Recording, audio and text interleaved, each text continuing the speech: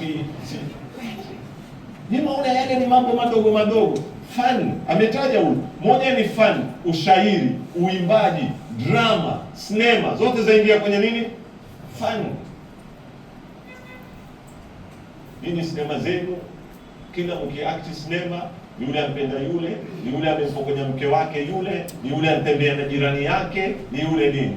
Wao wanakutengenezea sinema, wanakuonesha power ya Amerika. Mtu mmoja tu wa Amerika anaweza kuingia nchi nzima akachukua mateka akaenda zake. Si niwaambia maneno haya? Rambo.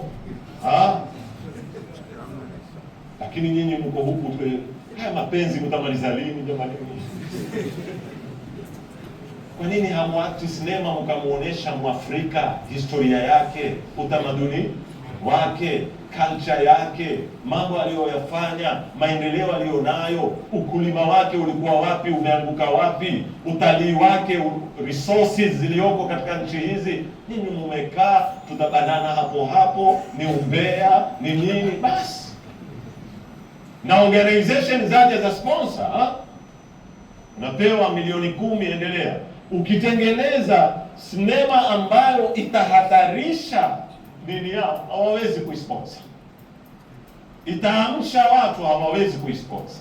Fani na mambo mengine. Hapa nitasimama